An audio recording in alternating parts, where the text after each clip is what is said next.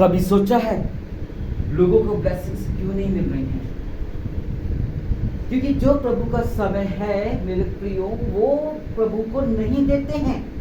वो देते हैं दुनियावी को, वो देते हैं अपनी नौकरी को, वो देते हैं अपने एग्जाम्स को, वो देते हैं नाना प्रकार के कामों को।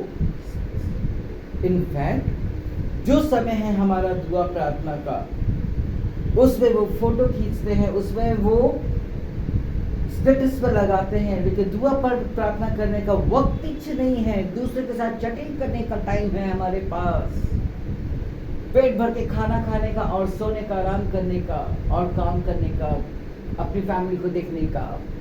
इसलिए प्रभु ने कहा कि घर में रह करके तुम प्रभु की आराधना नहीं कर सकते, इबादत नहीं कर सकते। जिस तरह यीशु मसीह ने खुद प्रूफ किया कि 12 साल की उम्र में रह करके, जब वो 12 साल की उम्र में हुए तो उन्होंने घर छोड़ दिया और उससे भी कहीं करने लगे। नहीं, ऐसा क्या?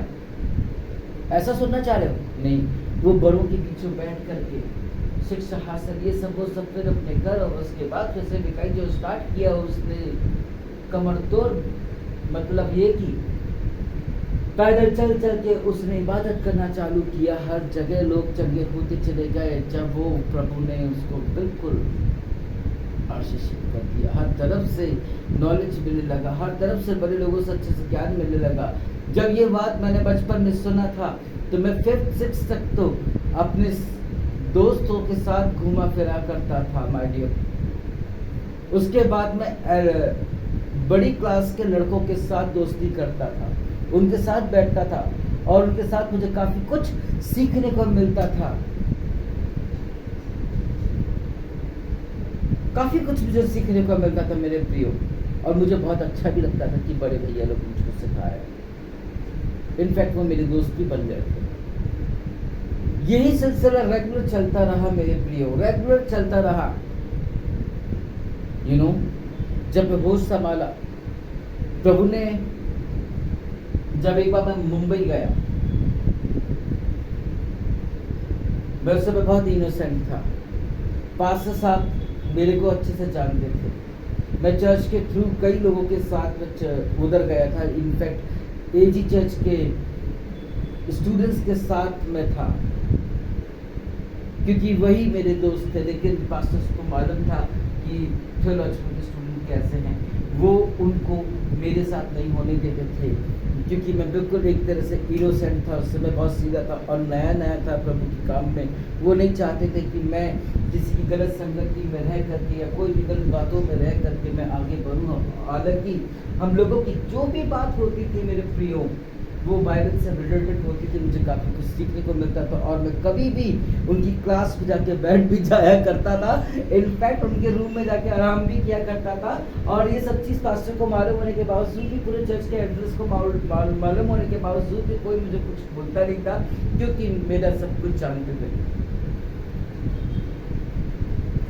यू नो, जब मुझे मुंबई लेके गया, मुझे किसी के साथ यूथ के साथ रखा नहीं गया, मुझे एल्डर्स के साथ रखा गया। 8-10 हज़ार लोग वहां पर रायंस इंटरनेशनल में लोग आए हुए थे। एक बाथरूम में 6-6, 7-7 लोग घुस करके ब्रश कर रहे हैं, बाथरूम कर रहे हैं। यू नो, क्योंकि सुबह 6 बजे से ब्रेकफास्ट तक जाता है, फिर बस से हमको 40 किलोमीटर जाना भी है। यू नो माय डियर्स, क्या हुआ, मैं एक दिन तो बहुत अच्छे से सर्वाइव किया। दूसरे दिन मैं 2 बजे करीब उठ गया, 12 बजे करीब आया और 2 बजे करीब उठ गया। और उठने के बाद मैंने सबसे पहले ब्रश किया, नहाया धोया, शेविंग वॉटएवर जो भी कुछ था वो सब कुछ करके तैयार, सूटेड बूटेड होकर, परफ्यूम लगा करके, मोजे पहन करके मैं आराम से सो गया। और जब समय हुआ उठने का तो सब लोग मेरे को उठा रहे थे, और जब देखा कि अरे मैं तो पहले से तैयार हो गया, बस जूते पहनने की देरी। उन्होंने मुझसे बहुत सवाल किया, तुम कब उठे, कितने बजे उठे, तैयार भी हो गए, what is the reason behind it? I told it is very simple my dears uncle, कि कल मुझको मौका नहीं मिला था, मैं बहुत अकवर्ड फील कर रहा था उनके साथ।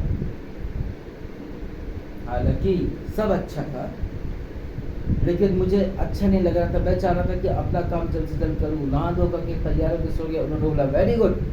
ऐसे ही 5 कुमारी को एक चांस नहीं मिला, और ऐसा हुआ कि वो 5 रह गई और 5 निकल पड़ी।